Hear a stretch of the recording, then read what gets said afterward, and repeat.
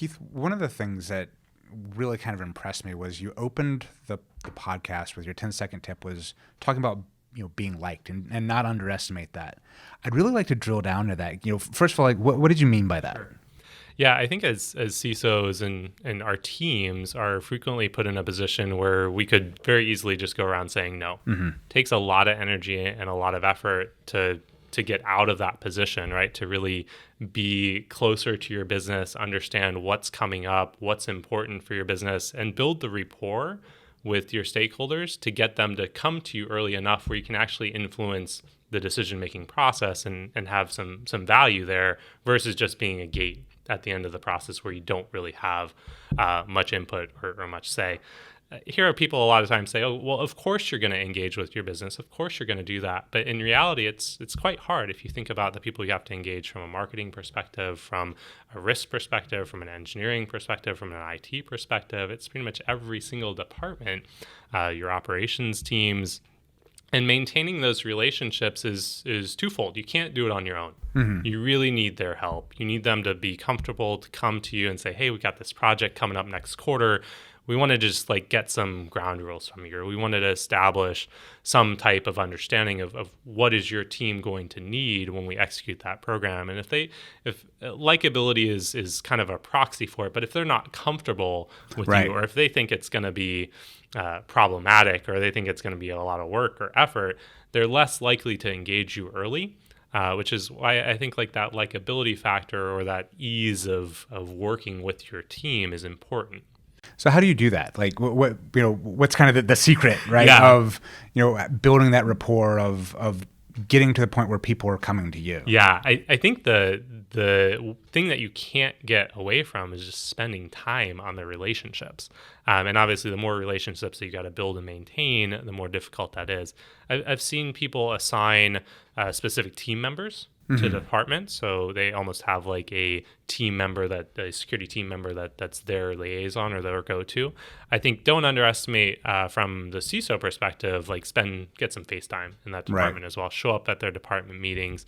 Really help them understand what you're trying to achieve with the program or what the risk level is for the organization. Help them understand how they fit in.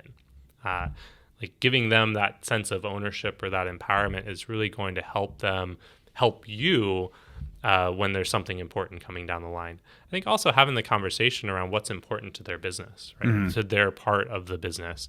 It could be customer retention. It could be a new project or a new feature that they want to release.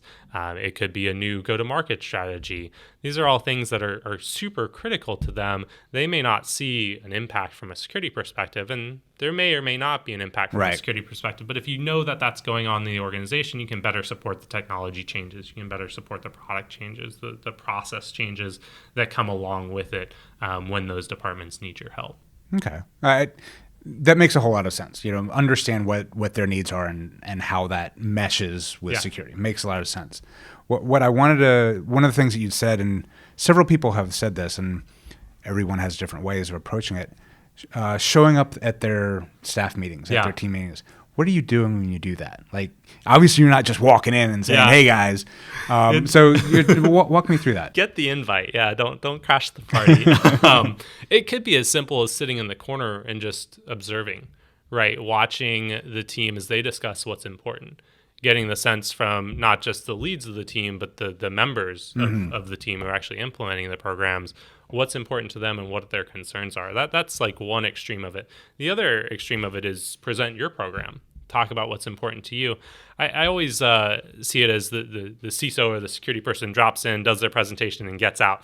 Right. That's not the type of relationship that you want to build. It's not you're telling them. It's you're participating in the discussion with them. You're a partner.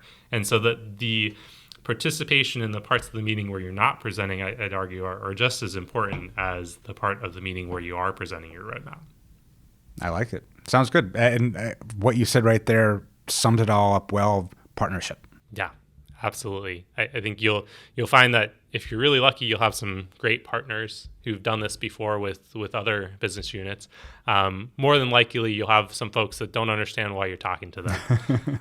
And so education around what you're trying to do and education in the context of what the company is doing, where the company is going, is absolutely critical. Thank you. It makes a lot of. I like how you laid out.